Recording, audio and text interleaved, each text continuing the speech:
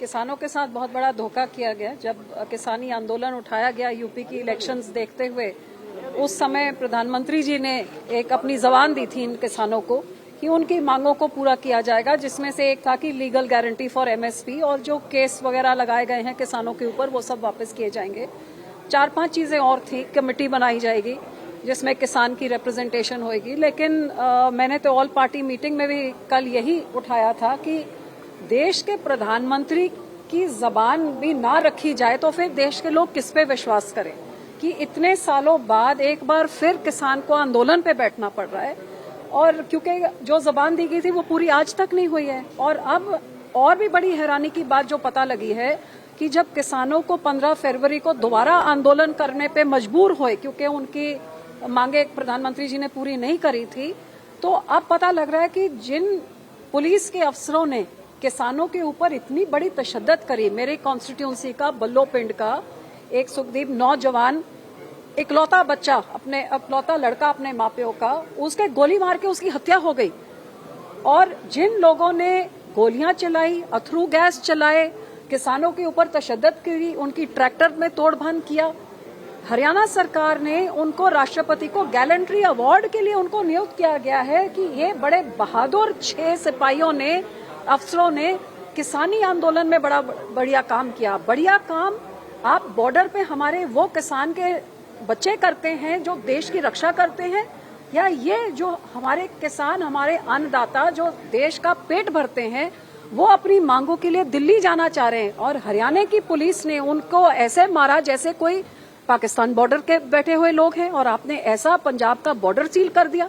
और हमारे पंजाब सरकार के मुख्यमंत्री ने ना हमारे किसानों का साथ दिया, ना जो नौजवान लड़का जो मारा गया पंजाब का, ना उसके ऊपर कोई इंक्वायरी बैठाई, बल्कि ये जो अब इसी से देश की सरकार को अब इतना हौसला मिल गया कि हरियाणा सरकार उनको गैलेंट्री अवार्ड दे रही है जो किसानों को मार रही है।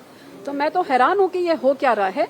और मेरे हिसाब से यही कारण है कि एनडीए सरकार की जो मेजॉरिटी नहीं आई, 400 पार का सपना देखते देखते 300 भी नहीं पार कर सके, वो कारण ही ये है कि किसानों की नाराजगी इस सरकार के, और जे किसानों की नाराजगी ये दूर नहीं करेंगे तो इस सरकार के दिन बहुत लंबे चौड़े नहीं चलने वाले हैं। और मैं यहीं पे स्ट्रांग विपक्ष जो बनाया है, जो इंडिया अलायंस बना है, जिसमें कांग्रेस सबसे बड़ी पार्टी है, यही कांग्रेस पार्टी ने जब किसान बिल पास किए जा रहे थे नंबरों के जोर जबर से, जो वॉकआउट नहीं किया होता, जो राहुल गांधी विदेश नहीं भागे होते, जो आम आदमी और कांग्रेस पार्टी वॉकआउट नहीं करती, शायद उस टाइम से हम कोई लड़ाई लड़ सकते। तो अब तो आपको देश के लोगों ने एक मजबूत विपक्ष बनाया है। इतनी सारी आप पार्टियां कुर्सी की खातिर आप इकट्ठे हो गए, अब किसानों की खातिर इकट्ठे होइए और लड़िए उस पार्लियामेंट में किसान के हक में। मैम, सरकार ने ये भी कहा है कि जो प्राइवेट मेंबर बिल है वो भी लेकर आएंगे। प्राइवेट मेंबर बिल, देखो, एक किसाना तो कैन तो पहले, मेरा तो प्राइवेट मेंबर बिल पहले से ही तैयार था। मैं अभी उनको दिखा के आई हूँ कि उनके बोलने से पहले ही मैंने तो अपना प्राइवेट मेंबर बिल तैयार करके रखा है इसमें इसको फाइल करने के लिए। लेकिन मैं अपने 16 साल के तजुर्बे से ये भी बता सकती हूँ, क्योंकि एक कमेटी होती है जो डिसाइड करती है कि कौन सा प्राइवेट मेंबर बिल को एडमिट करना है, नहीं करना है। और जैसे अमर सिंह जी ने बताया कि 5 साल से उन्होंने जो बिल डाले उसमें कोई ना कोई बहाना ढूंढ के वो एडमिट ही नहीं होता है। और ये बिल्कुल सही है। 15 साल से मुझे लगता है शायद मैंने एक बिल शायद देखा होगा जो एडमिट हुआ, नहीं तो किसी का एडमिट ही नहीं होता है। और अभी जहां तक मुझे नॉलेज है, क्योंकि नई पार्लियामेंट हुई है, जो कमेटी बनती है जो ये देखती है कि कौन सा बिल एडमिट करना है, नहीं, मेरे ख्याल से अभी कोई कमेटी गठित भी नहीं हुई है। सो ये बिल कर देंगे, लेकिन ये एक सरसरी एक पोस्चरिंग है, इससे कुछ हल नहीं होना। लड़ाई जमीन पे लड़नी पड़ेगी और वो जमीन की लड़ाई की आवाज पार्लियामेंट में गूंजनी चाहिए।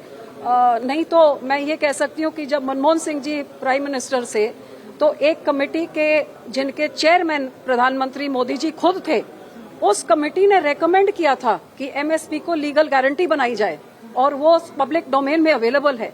तो प्रधानमंत्री जी बहुत भली भांति जानते हैं कि किसानों की इसकी जरूरत है। उन्होंने खुद उस समय के प्रधानमंत्री को रेकमेंड किया था, लेकिन जब तक वो खुद प्रधानमंत्री बने तो क्या बदल गया, ये सिर्फ वही जान सकते हैं। तो ये एक लड़ाई जमीन पे, और मैंने किसानों ग्रुप को भी मैंने ये भी बेनती करी है कि एमएसपी की लड़ाई जरूर लड़ें, लेकिन इंश्योरेंस, क्रॉप इंश्योरेंस की लड़ाई इक्वली इम्पोर्टेंट। अब जब आपकी फसल मरी गई तो एमएसपी तो मिलनी नहीं है, कम से कम इंश्योरेंस तो मिले। और जिस तरह से अब हालात हो रहे हैं, कभी बाढ़ आ रही है, कभी सूखा पड़ रहा है, कभी फ्लडिंग हो रही है, तो इस हिसाब से तो क्रॉप इंश्योरेंस इक्वली इम्पोर्टेंट है कि किसान की फसल मरे उसको कुछ तो मुआवजा मिले।